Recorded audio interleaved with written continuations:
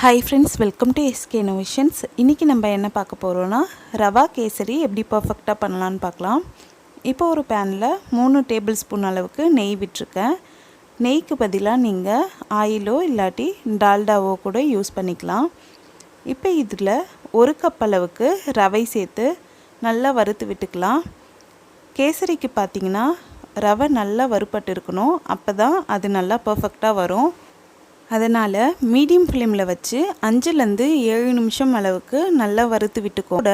Colour பார்த்திங்கன்னா லைட்டாக golden brown colour இருக்கும். நல்ல வாசனையாகவும் மாறணும். அந்த அளவுக்கு நம்ம வறுத்து விட்டுக்கலாம். இப்போ இந்த ரவை பார்த்திங்கன்னா நல்லா வறுப்பட்டுடுச்சு.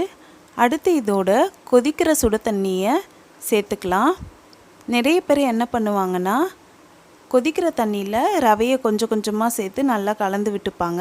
அந்த மாதிரி பண்ணும்போது புதுசாக சமைக்கிறவங்களுக்கு, அதாவது பிகினர்ஸுக்கெல்லாம் ரவை கட்டிப்படுறதுக்கு சான்சஸ் இருக்குது. அதனால் ரவையை நல்லா வறுத்துட்டு சைடில் பக்கத்து ஸ்டவ்லேயே நல்லா தண்ணியை கொதிக்க வச்சுக்கலாம். கொதிக்கிற தண்ணியே சேர்த்து இந்த மாதிரி கலந்து விடும்போது நமக்கு ரவை கட்டிப்படாமல் இருக்கும். அதனால் பிகினர்ஸ்க்கு இந்த டிப் ரொம்பவே யூஸ்ஃபுல்லாக இருக்கும். 1 கப் ரவைக்கு 3 கப் அளவுக்கு தண்ணி கரெக்டாக இருக்கும். தண்ணியும் பார்த்திங்கன்னா கரெக்டாக மெஷர் பண்ணி ஆட் பண்ணிக்கோங்க. அப்போ தான் கேசரி பர்ஃபெக்டாக வரும். தண்ணி சேர்த்ததுமே பார்த்திங்கன்னா இந்த மாதிரி ரவை நல்லா கொஞ்சம் கொஞ்சமாக இறுகி வரும். இது நல்லா இறுகிட்டு தண்ணிலாம் ஃபுல்லாகவே ட்ரை ஆகிட்ட பிறகு இதோடு நம்ம 2 கப் அளவுக்கு சர்க்கரை சேர்த்துக்கலாம். 2 கப் அளவுக்கு சர்க்கரை பார்த்திங்கன்னா ரொம்பவே திகட்டுற மாதிரி இருக்கும். அதனால் நான் இன்றைக்கி 1.5 கப் அளவுக்கு சர்க்கரை சேர்த்துக்கிறேன். நீங்கள் ஒயிட் சுகருக்கு பதிலாக நாட்டு சர்க்கரை கூட பயன்படுத்திக்கலாம். சர்க்கரை சேர்த்துட்டு இதை 1 டைம் நல்லா கலந்து விட்டுக்கலாம். சர்க்கரை சேர்த்துக்கிறதுனால திரும்பவும் ரவை நல்லா இலகி வரும். பாருங்கள், இதை நல்லா கலந்து விட்டுக்கலாம். கலந்துகிட்டே இருக்கும்போது திரும்பவும் இது நல்லா கொஞ்சம் கொஞ்சமாக இறுகி வரும். இது ஓரளவுக்கு நல்லா தண்ணிலாம் ட்ரை ஆகிட்ட பிறகு இதில் கொஞ்சமாக ஃப்ளேவருக்காக ஏலக்காய் தூளும் கலருக்காக கேசரி பவுடரும் தண்ணியில் கலந்து சேர்த்துக்கிறேன். ஏலக்காய் தூளுக்கு பதிலாக நீங்கள் ஏதாச்சும் எசன்ஸ் சேர்க்கறதுந்தாலும் சேர்த்துக்கலாம். இல்லாட்டி குங்குமப்பூ பாலில் கலந்தும் சேர்த்துக்கலாம். கலரு நீங்கள் சேர்க்கணுன்ட்டு அவசியம் இல்லை.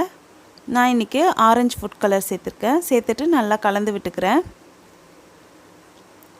இது ஒரு 2 நிமிஷம் சிம் ஃப்ளேமில் அப்படியே இருக்கட்டும். இப்போ 2 நிமிஷம் ஆகிடுச்சு. நம்மளோட கேசரி 90% ரெடி ஆகிடுச்சு. கடைசியாக இதோட 2 ஸ்பூன் நெய்யில் வறுத்து வச்சுருக்க முந்திரியும் திராட்சையும் நெய்யோடு சேர்த்து 1 டைம் நல்லா கலந்து விட்டுக்கலாம்.